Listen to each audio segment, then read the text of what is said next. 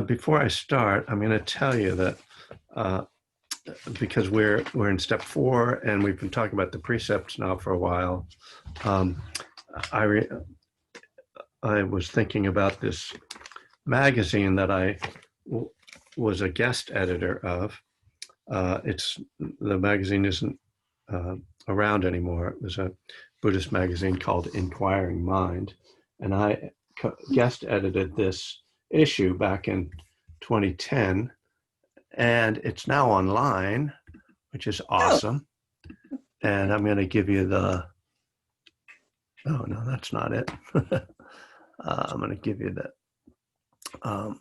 URL to it, to this issue, and actually, I so this issue was on addiction, which I had to talk them into doing an issue. Hey, you guys, Buddhist addiction. They were what? What are you talking about? Never heard of it. So, but we got him to do that. And in terms of an artifact, this has the original first draft of what became Refuge Recovery. Noah Levine wrote, it wasn't called Refuge Recovery then, he was calling it Four Truths of Recovery. And I'm going to talk about this some more later, but if you're interested, click on that link and you can see that issue, and all the articles are separate links in there. It's pretty interesting. It's got a few of my friends that I recruited. See, one of the things they tell you about doing presentations is never give the handout before you give the talk, because then everybody just spends all the time reading the handout. So I just blew that. Well, we're going to meditate now. So now you can't read the magazine. You can do it later. You got lots of time. But let's sit for a little while.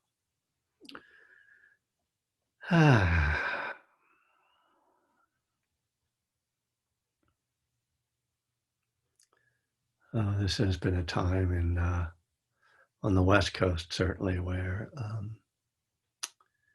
the breath has become more of a real issue, just where we've had to think about it, about protecting our breath. And so just settling back into a comfortable posture.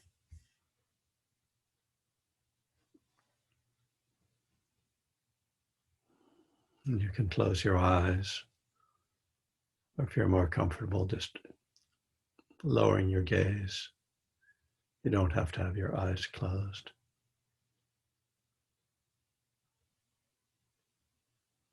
And letting the body soften.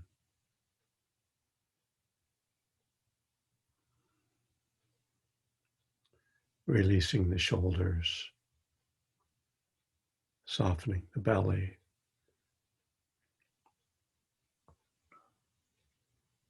Letting the breath move deeply into the body and into the belly.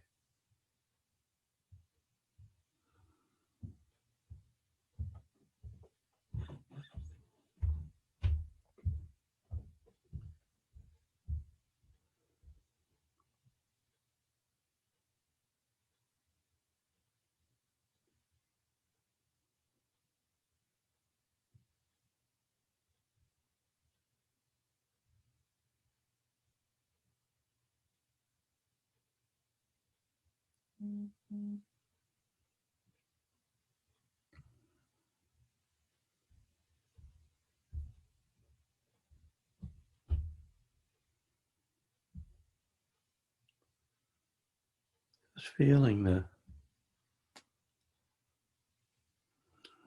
overall feeling of the body to start.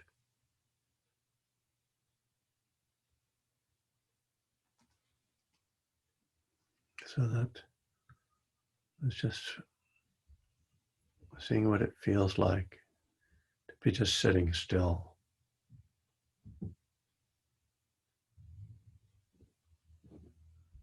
Our ordinary way of of being is to be kind of looking outward,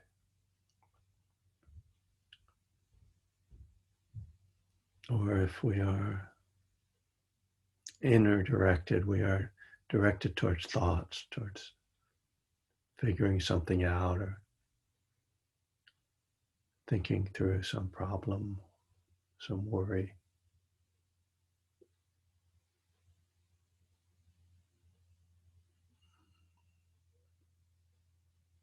But to turn the attention to just the feeling of the body.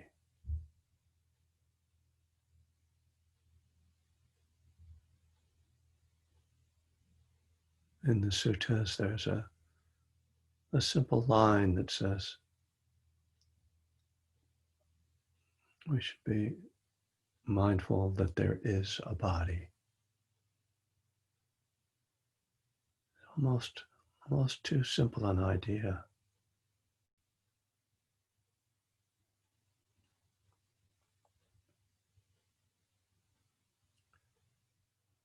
I guess I would say mindful of what a body feels like, or what it feels like to be in a body.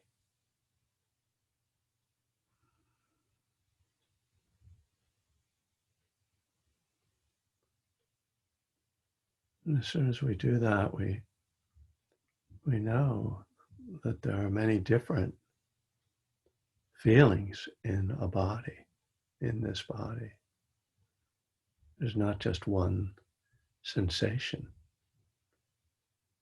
Your feet feel different from your hands. Your stomach feels different from your shoulders.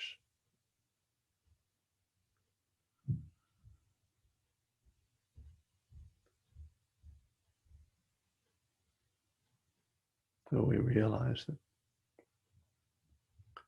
the body is not just one thing.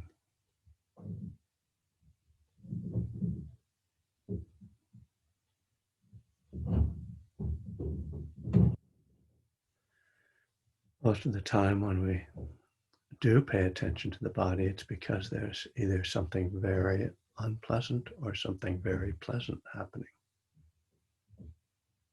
Something that hurts or something that feels good.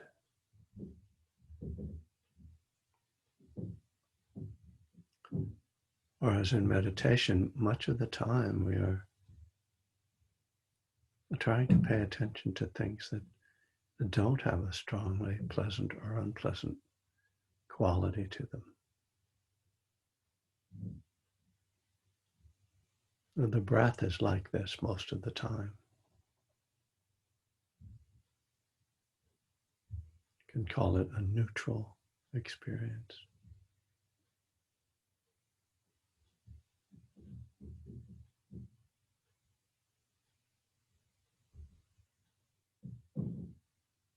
And because the sensation of breath is neutral, it doesn't have much allure, doesn't draw our attention. So it's easy for the mind to wander when trying to pay attention to the breath.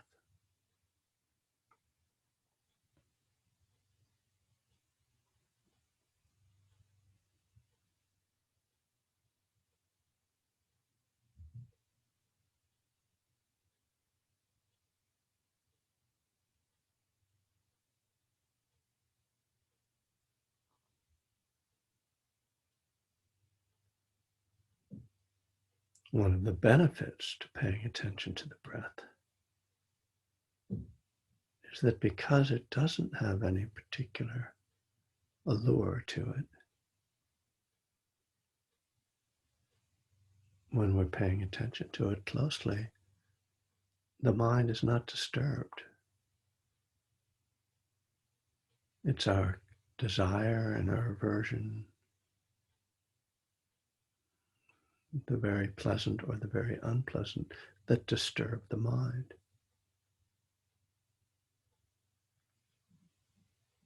And so when the mind can settle on a neutral experience, It allows for peace, for calm.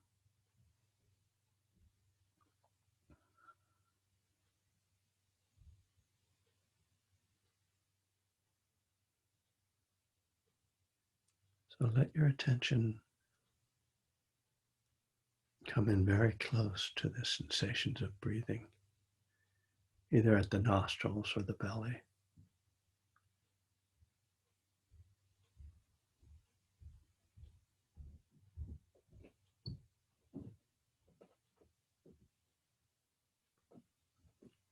Feel the in-breath.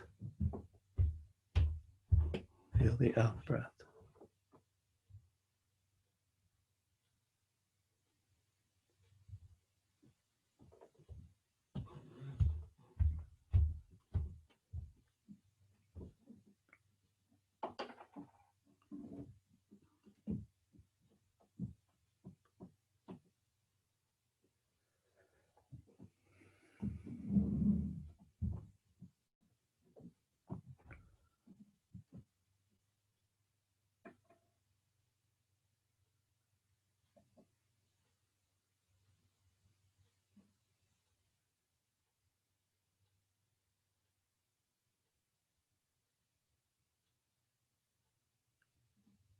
When you realize the mind has wandered from the breath, gently bring it back.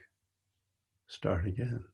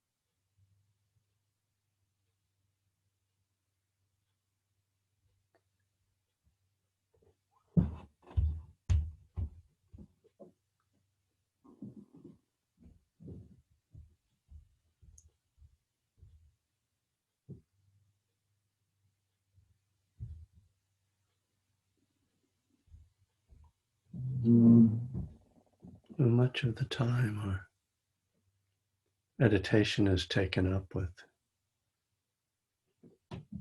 coming back, the mind persistently wandering.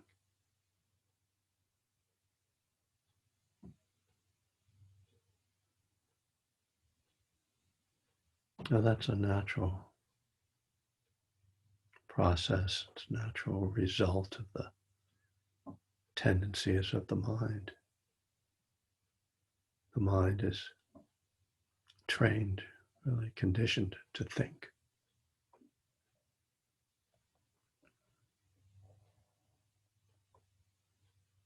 That you might start to notice the quality of those thoughts. See if they really align with this idea that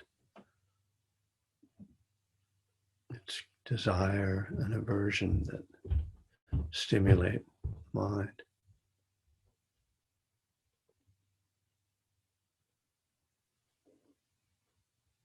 And that it's a more neutral experience being with the breath. We start to see that the mind craves that stimulation. And even though it might be unpleasant, we'd often want rather to be thinking, lost in craving and aversion, than be at peace with no stimulation.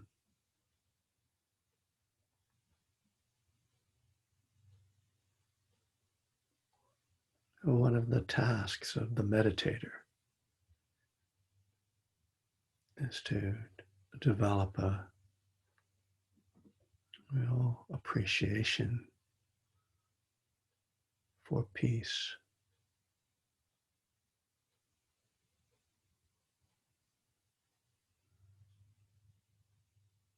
We almost have to teach ourselves to see the pleasure in peace, because it doesn't have the marks of stimulation. It's more subtle.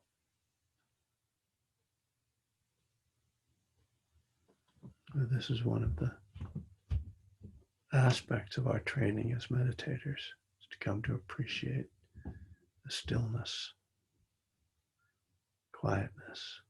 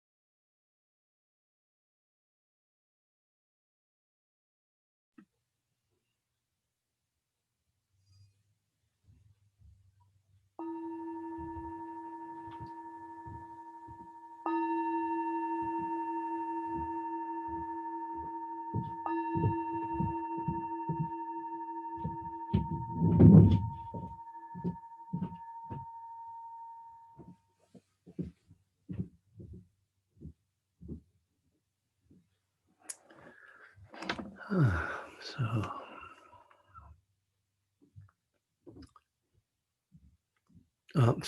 actually, I'll talk a little bit about that. One of the things that I was saying during the guided meditation, something that's sort of a, I'm always trying to keep my practice alive and my teaching alive, which for me means fresh. Like I don't like to talk about the same thing, continuously. And so there's something that sort of came to me sometime over recent months. It could be over 6 months ago. I don't know. Was this idea that I was expressing in the guided meditation that a concentrated mind, actually, we concentrate on something that's not very interesting. We concentrate on something that's what we call neutral. The breath being the typical one, right? There's nothing very exciting about the breath most of the time, and so, and the idea that once you can get focused on something neutral, then you can get very peaceful because there's no stimulation in that.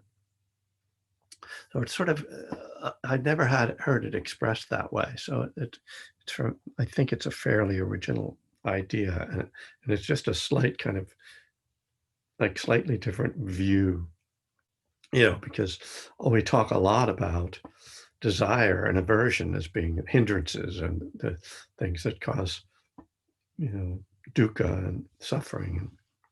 But we don't talk much about the benefit of something, of paying attention to something neutral. But when you look at the deeper states of concentration, they always point to what's called equanimity. So equanimity is a mind state in which we aren't drawn either into craving or into aversion. So it kind of makes sense that if we focus on something that doesn't stimulate craving or aversion, that then once you get focused on that thing, that the mind is going to be peaceful. So just to sort of explain, if that makes sense, what I was talking about in the meditation. So actually, I'm going to just take a moment to point out, Gordon, you remember during the retreat when I mentioned somebody in San Antonio that I knew? Well, she's here. That's Myrna. So Myrna's probably in Durango right now. And is that right, Myrna? Yes.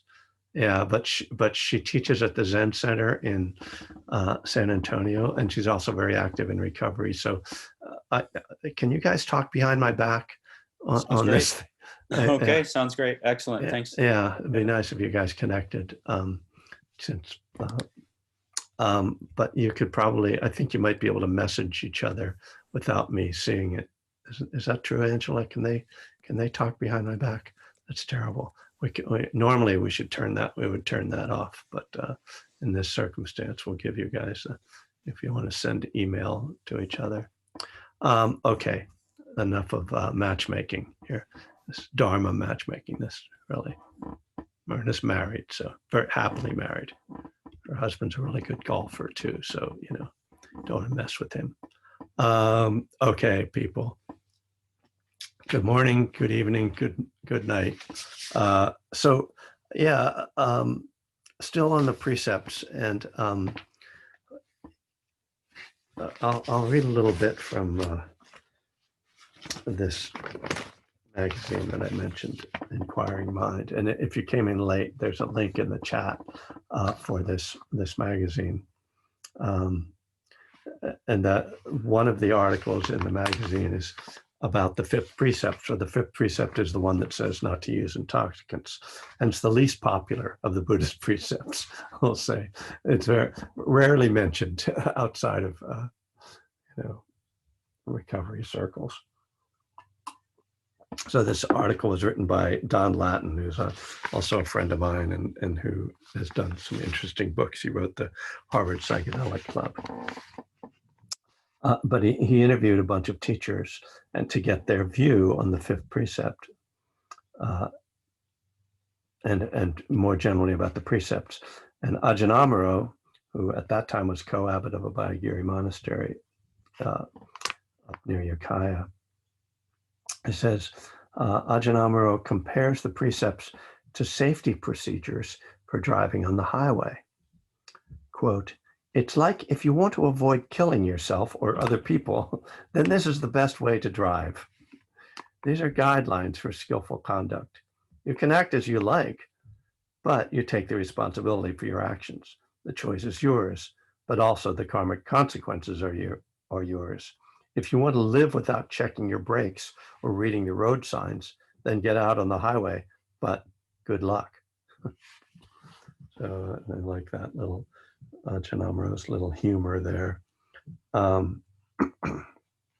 But one of the things that is so striking about the Buddhist view, these Buddhist teachers talking about the fifth precept, is how much they try to cut corners on it. And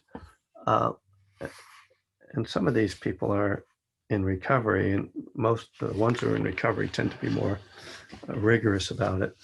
But if you listen to Buddhist teachers talk about the precepts, they usually try to expand the idea of the precept, kind of say, well, when we talk about not stealing, we could be talking about not taking time from people or not exploiting resources. But somehow when we get to the fifth precept, people are like, well, it's okay to have a glass of wine, or as long as you're not drunk, you're not really breaking the precept. And it's like, oh, okay, well, why is it that this one is so narrowly interpreted? And of course, there's a good reason why it's interpreted so narrowly, because people don't want to give up their intoxicants, and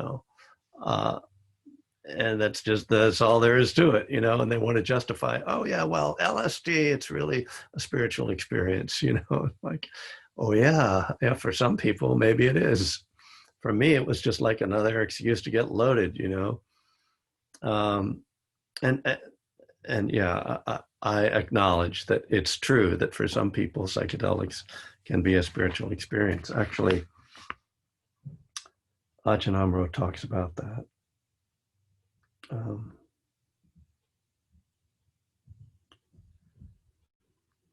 What's he say?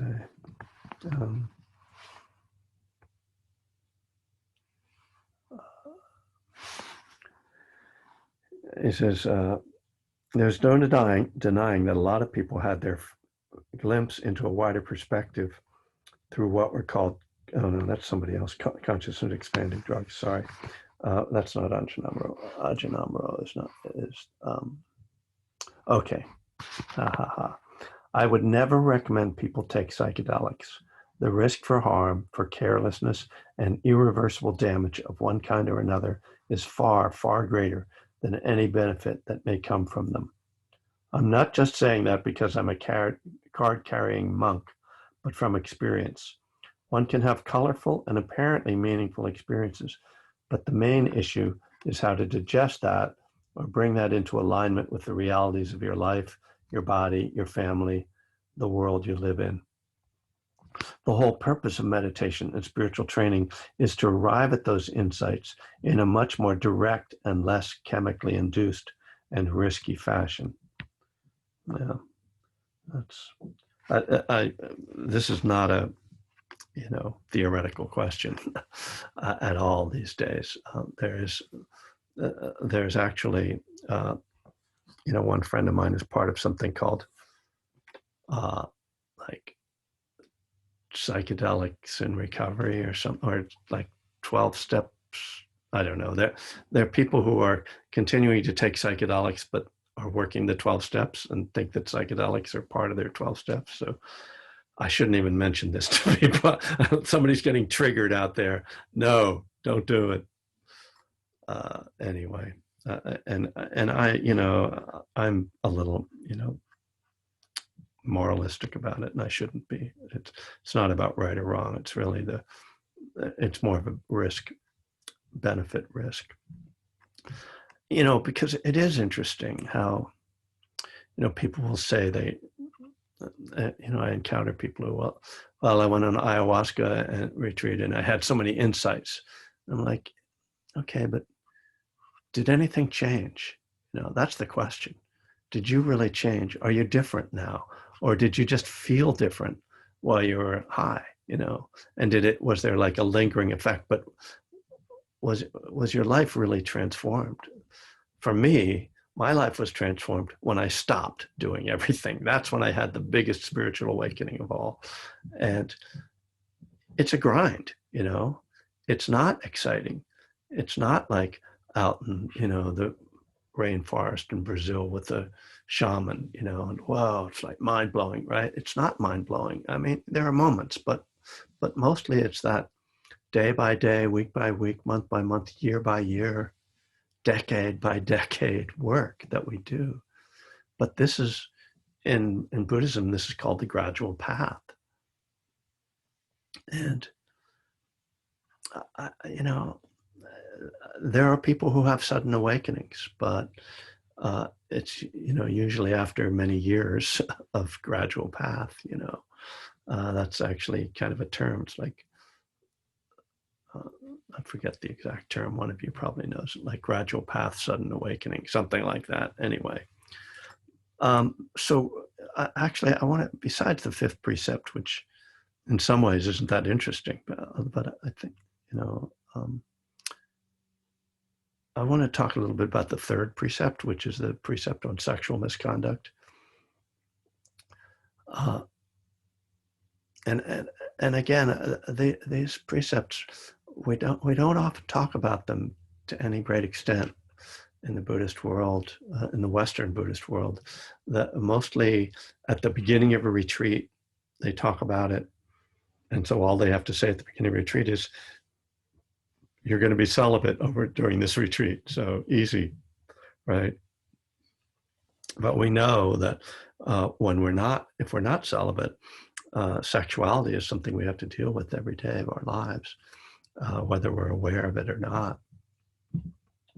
And sexual addiction is very, very possibly the most common addiction there is. And the thing about sex addiction is that the shame that's associated with sex addiction today is more or less equivalent to the shame that was associated with alcoholism back in the 1930s. In the 1930s, you didn't tell somebody you were an alcoholic, right? That was like tantamount to, you're outing yourself and you might lose your job, or people would think, oh, you're such a creep. Well, nowadays, sex addiction has that label to some extent in the greater culture. If you say you're a sex addict, people are like, well, what does that mean? Is that you go around in flashing people in the park, or and it's a very misunderstood condition. But the thing that I actually think that it shares a lot with food addiction, because they're both, we have to eat and we are sexual. And you can abstain from sexual behavior, but you can't stop your body and your mind from being sexual. Those are qualities that we just are conditioned with and are genetic. And I'm not going to try to get into the various versions of that of our bodies and minds, but it's there for most people. And I mean, I'd say for everyone. I mean, certainly I've heard monks who have been celibate for decades, including Ajahn Amaro, talk about dealing with their sexual feelings. And so as I say, with food, you have to eat every day. And so you have to live with your addiction. You can't just, like with alcohol or drugs, say like, I don't do that. I don't allow that in the house. Like you got to have food in the house, and you can't sort of say, well, I'm not going to have any sexual thoughts or feelings. I'm just abstaining from that. It's like, well, good luck, And so it becomes, in both cases, a matter of living with those feelings, living with those triggers, and learning how to manage them. And I don't know if that's how much of a parallel that is, but for me, in my mind, those things share that, and they have that similar challenge. In any case, we don't have a precept about food, although obviously food, an eating disorder certainly falls under the fifth precept, and is of course very related to craving and aversion. So it's all tied in.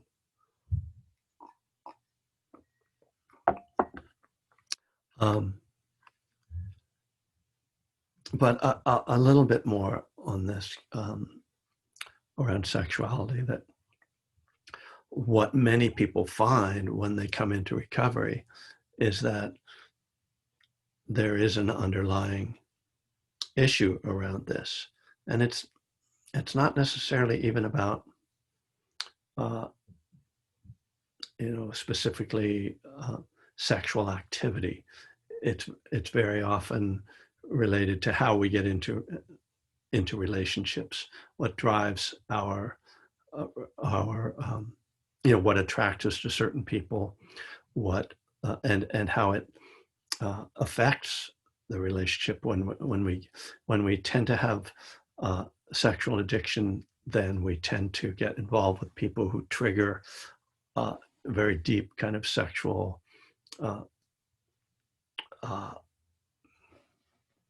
tendencies, just the kind of bells and whistles that people will set off for us.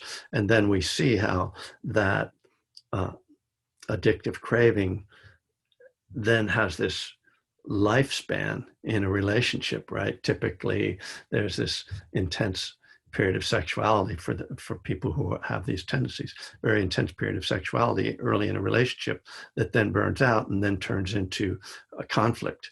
And many of us, maybe I'm just talking about myself, but I think I've heard enough stories kind of go through these cycles when we are, particularly when we're younger and sort of haven't sorted this out. But I've seen it in people my age, which is old, that there's, this cycle of craving and then that turns into aversion, and, the typical sort of pattern of like romance and falling in love, which is usually just sex driven. And that when that burns out, then there's this sort of anger, like you're not giving me what I want anymore. I'm not, and then all of a sudden the relationship that seems so perfect, falls apart. And so when we get into recovery, we let go of the drugs and the alcohol, and then we often discover these other underlying patterns, which may have been getting played out in addiction, probably were getting played out, but because we're not drinking and using anymore, it's like they become more stark, and they become more apparent that they are, part of our recovery. And certainly for me, dealing with my sexuality and the way I operated in relationships was, the first 10 years of my recovery was what it was about, to a great extent, once I'd gotten over drugs and alcohol. And, I'm not going to pretend that there's not, that's all solved, that, anybody who's like an addict, it lives with those challenges in one way or another. So, I really just bring this up because I think this stuff needs to get talked about, and it isn't talked about enough in the world. And it's difficult to talk about in recovery unless you're in a sexual addiction, recovery program. It doesn't really get talked about, and it's uncomfortable. It's not my favorite thing. I'm not talking about it because I really get any particular pleasure out of talking about it. But I feel a responsibility to, like, okay, well, here's a precept. I'm talking about the precepts. Do I mean it, or am I just going to say, oh, okay, well, don't do any, do anything, cause any harm, and move on to the next precept? That's way too easy. And so, as with all the precepts and as with recovery, the question we really have to ask is, are we causing ourselves or other people pain through our behavior? and what can we do to heal that. I actually didn't know I was going to spend that much time on this, but I've been just these last few days, really this last week, since the smoke has been enveloping the West Coast, it's really been a difficult time, and I kind of wanted to, we have some time left, I kind of wanted to open it up for people who are under the smoke, to share about how they're managing their sanity in this time. Because, when the pandemic started and a lot of things we couldn't do a lot of things, to be able to go for a walk or a bike ride or a run or something was like a lifesaver, right? And so you could sort of maintain some kind of healthy activity and be outside and be in nature and feel a little normal. This past week, I've been out of the house about maybe 3 times to go to the store, and I wear double masks when I go outside. I've been wearing an N95 and a neck gaiter, and I'm super paranoid about my lungs. When you see my obituary, it's probably going to say, died of emphysema. Not to be too dark, but just in case you're wondering I don't know if you've ever thought about what you're likely to die from.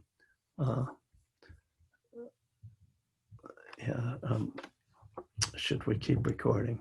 I can also cut it. Yeah, I guess cut it if people are. Yeah, you can. Yeah. Okay. Yeah. Okay.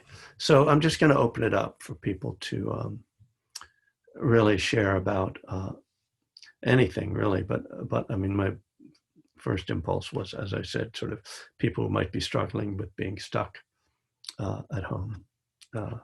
But of course, I brought up a very sensitive topic too that I know some people might want to chime in on. So we have about 12, 15 minutes. And just so people know, hi, this is Angela. Your faces aren't recorded, your voices are, but I can also edit this out so that, Cool. Thanks, Angela. Abigail, go ahead. I know you're really stuck in the smoke. Oh, hi, this is Abigail. Yes, I am stuck in the smoke. Thank you, Kevin, for bringing up so much today. I have to say, you described a situation with my marriage that fell apart, actually, when I first, right before I first met you, disastrously. And you described it in a way that I had never heard talked about before, in terms of the way, in terms of that cycle of intense attraction, and then what do I do with it? Yeah. And eventually I caused harm with not knowing what to do with it when the intensity waned. Yeah. That's not the smoke, that's the other topic. But thank you for talking about it. One of the things I realized for some reason this morning was that when there's a disaster, hurricanes, fire, storms, I have a very hard time letting go of it. I don't want it to end. I want it to stay. You want the disaster to stay? Yes. It's drama. It's drama. I don't quite know what it is. It's don't change again. Oh, right. I think that's what it is. Don't change again. I go outside twice a day to walk the dog with an N95 mask, which my son-in-law happened to bring back 6 months ago when he came back from Australia, just before we went into quarantine. And I wear that, and I'm okay. My house got kind of fuggy yesterday. For some reason, it warmed up a little bit. But this idea of, okay, this is it, don't change it, is somewhat disturbing, because I would like to look forward to the sky being blue again, but I don't. I want it to stay this way forever now. And that's crazy, but there you are. Yeah, that's crazy. Thanks, Abigail. Sal, what you got today? Hello, Kevin. Hey. Thank you again for everything, and a lot of interesting stuff you brought up. And I'm an addict, and food was actually my first drug of choice. Of course, when food stops, then you go to sex, then you go to harder and harder and harder. It stops fulfilling me. So what I've learned through meditation, mindful meditation, it's never been the food, the sex, the drugs. I've never been the problem. It's always been my relationship with them. So it's really, that's why I mindfully meditate, especially eating. Like you say, I have to eat every day. I have to mindfully eat. Am I eating out of boredom? Am I eating because I'm mad at my wife? Am I eating or am I eating because I'm hungry? So I got to really stay in touch with my inside, and that's what and that's, and that's why I read your books. I go to meetings. I meditate. And I stay in the moment. Because if something happened yesterday between me and my wife, I have a tendency to carry on to the next day, and I find myself overeating, and it's really about me still being mad at my wife. And as far as the fires, we don't have them in the East Coast, but we are getting some really weird sunsets and sunrise because of the smoke. Yeah. I've also been stuck this last month inside the house, and I've not been able to do what I've done. And so I just try to remember that it's not the situation that's causing me suffering. It's my relation to the situation. Yeah. Very good. Thanks, Sal. That's great. I appreciate it. And yeah, there are no borders between states and countries when it comes to the atmosphere. It's all just one planet. So we thought we'd share with you guys back there a little of the beauty of the sunsets with pollution. Deb, hi. Good morning. At least good morning here. I'm up in Napa Valley. Yeah. And yeah, kind of in the midst of it all. This morning in the meditation, I found myself needing a longer time to settle with my breath. I found my body was asking for more, another. Yeah. And I know it's because of this last week, and finding this restriction, expanding. I came down with a sore throat on Sunday. So like 2 weeks ago, I would have thought, oh no, COVID. Yeah. But I didn't think that. I thought, oh my God, there's must be smoke in my house. I went around, I taped up all the cracks in my fireplaces, and I started looking at this and that, and look at my filthy filters and my air conditioning. And so I have found myself becoming a little more hypervigilant in that space and desire to protect my well-being. And yeah, getting out in nature was my solace before all of this too, before the fires came. And I have a big dog, and not that, large of a house. And I feel like he's suffering. He's going through stress right now because we can't get out there and do so much. I double masked. I can't find any N95, so I'm double masking. And the other day I tried to take him out for a walk. And even I could tell he was stressing. So I feel guilty exposing him to that. He has lung ramifications from the 2017 fires. Yeah. And so, yeah, there's so much going on. So I'm finding myself on a daily basis here going, what's present right now in my life? What's calling for my attention? How can I be with it? And what do I have to offer? Not for, trying to fix or change or whatever, but how can I be with this? And in today's talk, I so appreciated you bringing up, we can choose abstinence for alcohol and drug addictions, but we do have to find that neutral middle way for food and sex. Yeah. So the focus on this real focus on breath as a neutral place, even though I might be feeling like I need more of it, I can still rest in the quiet stillness of that space. And that practice allows me to then, allows that to move into the middle way of my eating, the middle way of sexual conduct, thoughts, actions, whatever. Mhm. And so I love the intertwining of the practice. It just is so supportive during all of this time. Thank Great. you. Thanks, Deb. That's great. Thank you for sharing that. Yeah. I'm gonna keep going. I'm gonna let it go until we're done with people who have raised their hands. So if anybody has to leave before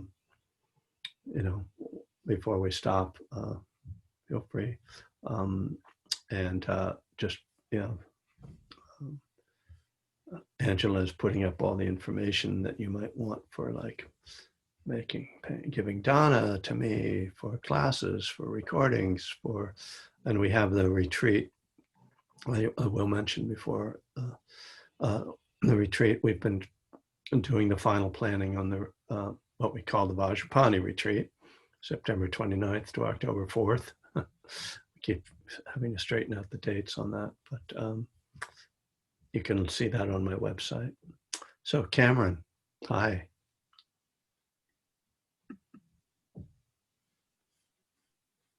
Hey, hello. Hi. Hi, everyone. So I'm in Seattle, and we do have some fires here, but most of the smoke is and the haze is coming up from Oregon.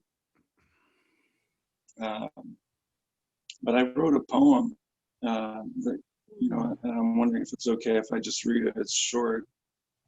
Sure. Really, that's the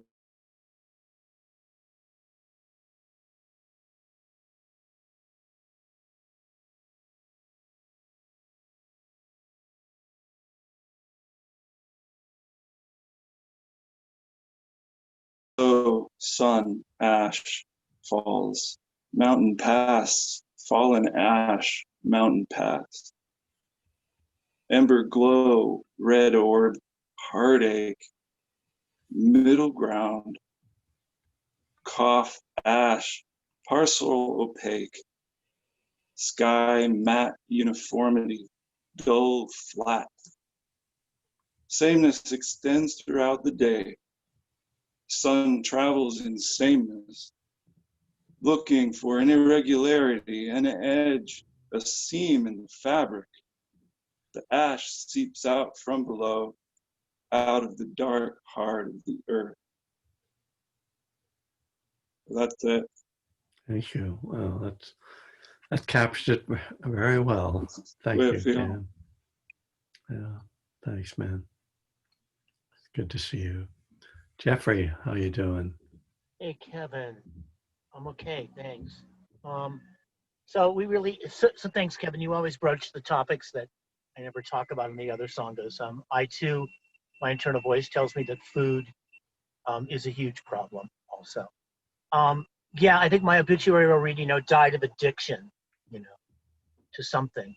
Uh-huh. Kevin, I don't know. The older I get, the more I think that this entire lifetime is going to be about getting over addictions. Mm-hmm.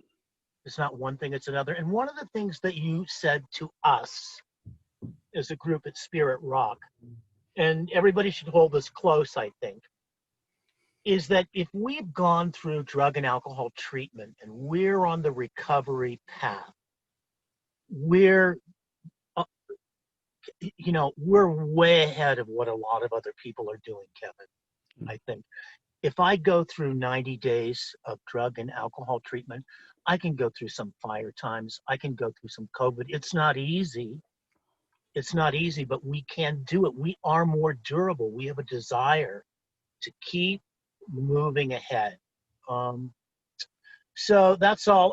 I read a poem this week called Songs of the Trusting Mind, and it says that the great way is not difficult for those who hold no preferences, right?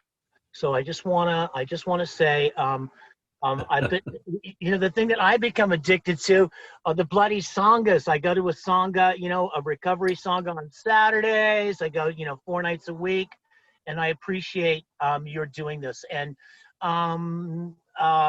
so what we're trying to do is we're trying to get artists in recovery together for something called Rocksteady Fest, which Master Griffin has graciously joined.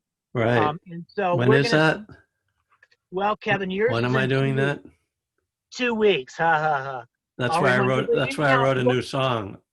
Great, great. So what we're trying to do, what I'm trying to do, is I'm trying to take my recovery and do something positive, and that's is find people in recovery who are solid in recovery, and they take their art back and provide them with a space to perform. So maybe Kevin will send you guys all an email, but we're Well, Rocksteady. maybe Yeah, Angela can find the. What you're just on Facebook, right? Is that the only place? yeah, rocksteadyfest.org, and we have poets Okay. and comedians this Thursday at 7 o'clock, and then we have lots of great music, including Mark Karen on Saturday at 6 o'clock. Then we have a free youth concert, which is amazing, kids, you know. And then we have Kevin the last Saturday of the month at 6 o'clock, and so maybe Angela And Fordham too is going to be there and that night. Fordham. Yes, Who and is you on know this these call, by guys the are way, good. hiding out behind his phone. Hello. Yeah, come on down. It'll be fun. Fordham. Celebrate Friday. There you are. So, Virtual. but these guys are good. But then with each show, we have a great group of people that play music that you can dance to. So join us. Okay. Hello, Kevin. Okay, let's don't do this, guys. I'm going to All right. mute myself. So Thank I just want to point out that back here on my wall Yes. says the great way is not difficult for those who have few preferences. That's what this is. That's the verses from the Faith Mind. So Yeah. for those who have been staring at me on my couch wondering what that was. So let's get back to business here. Jordan. Thanks, Kevin. Appreciate everyone being here. Appreciate all the shares. I'm a recovering sex addict, and so I think I want to comment on that. And I'm actually attempting to practice celibacy right now in my life. Trying to get 3 months in a row with that. Very, very difficult. I think what I want to say about it, though, is so through the practice of abstaining from all sexual behavior, including masturbation, you know, I really have an opportunity to sort of look at how those thoughts and that energy moves. And I don't really get an opportunity to see that if I'm partaking. And, you know, I think kind of some of the insights, some of the things that I've discovered with it is a lot of it comes out of a sense of anxiety, feeling that sort of anxious energy in my body and, oh, I need to self-soothe. And, you know, really sort of looking at that as like a way to escape some sort of discomfort. And so I think what I'm trying to get out of this practice of abstaining here for this short period of time is to like learn other methods to self-soothe. I think one is to sort of become very sensitive to my anxiety, become very sensitive to discomfort in my body so I can sort of catch it early on in that sort of process. Because I think the way that I've operated throughout my life is I have this anxiety, but it's kind of on the back burner, and I don't really know that it's cooking. And then Yep. it's boiling over, and now I realize, oh, well, now I have to do something dramatic to Right. self-soothe. And masturbation has certainly been a huge thing for me for that reason. But I've also used drugs and alcohol for the same reason too. So through this period of abstaining, it's like I need to be more vigilant because otherwise I'm going to get in trouble. Yeah. So yeah, it's a very interesting process, very, very difficult.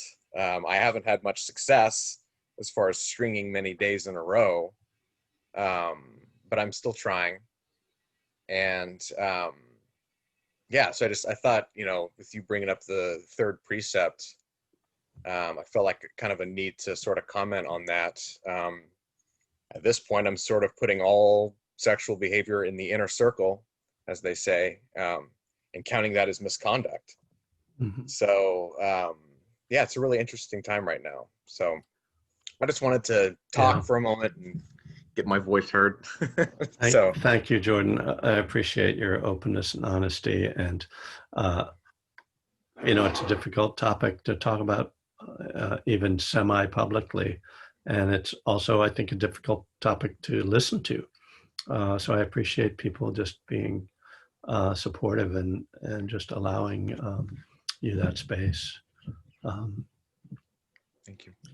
So yeah, so Julie, we'll let you be the last one, and then after that, I think I'm going to do a brief little loving kindness for us all to little healing energy. Hello, everybody, and thank you, Kevin, as always, for your beautiful teachings. Thank you, Sangha, for your shares and your vulnerability. I'm happy to be here. I just want to say that, yes, I have wondered how I'm going to die. And I'm a food addict. And I've been in the rooms for 2.5 years. I am not free from my obsession, nor am I free from all my compulsive behaviors. I have made a lot of progress, but I am, anyway, I don't feel successful in the program, and that has been coloring my world lately. But I will say this, I've always thought that I would die related to my food addiction, but not from obesity or heart disease or an illness born of food addiction, but because I would be distracted while I was eating, while I was driving, either eating or getting food from the seat, or I do a lot of walking. I'm going to walk into a car or trip and fall and hit my head. Some catastrophe is likely to happen because I'm not paying attention to my surroundings, because I'm in the food. And I made a commitment about 1.5 years ago, I think, whatever the timing is, that I would not eat while I was driving. If I was that hungry, then I needed to pull over. And in the last, whatever that was, 1.5 years, I've maybe broken that fewer than half a dozen times. But I feel fairly confident that however I leave this plane, it won't be because of distraction from food. So when you mentioned, have you ever wondered about how you're going to die? I realize that I'm not abstinent. I'm not recovered. I do have relief. I've changed a lot of behaviors. I do try to live with the OA principles. Food is going to be the last thing to go. But I've made a major shift. Oh, the program has indeed helped me many ways, and this is one of them. I think I'm more mindful and attentive and caring about my surroundings. I don't need to be distracted by food. Thank you. All right, thanks, Julie. So yeah, let's just sit back for a moment. Just ask you to go back inside. And if you can, call upon the love that's inside you. There's that a soft place of caring. We all want love. We all want to give love. And yet we get in our own way so much. Can you just for a moment have just a sense of a felt kindness for yourself?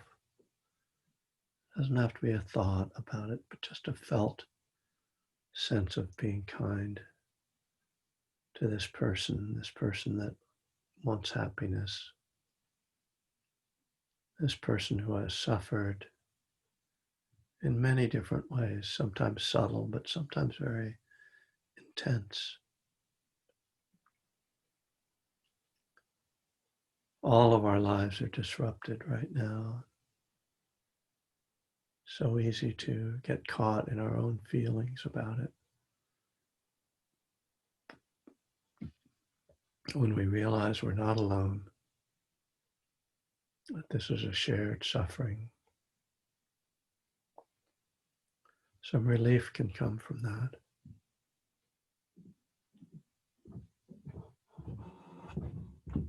Oh, may each of us be happy and free from the suffering of addiction.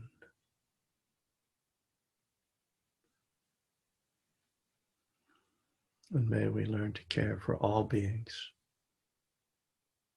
in the same way that we care for ourselves and for those we love.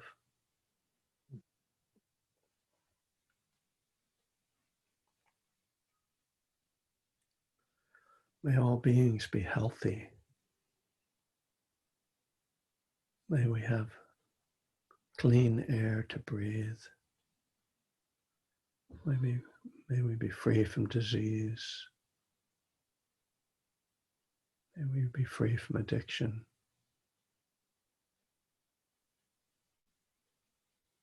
May all beings be happy, joyous, and free.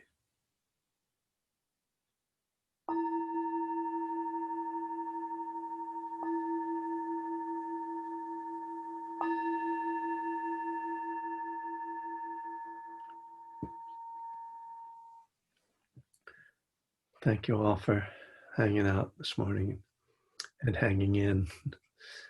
Be well, take care, and be back on Friday. And if you're interested in the retreat, check out my website. Okay, be well. Thanks, Kevin. Okay. Thanks, Kevin. Thanks, You're Kevin. welcome. Thanks, everybody. Thank you, Kevin. Thank you. Thanks. Thank you.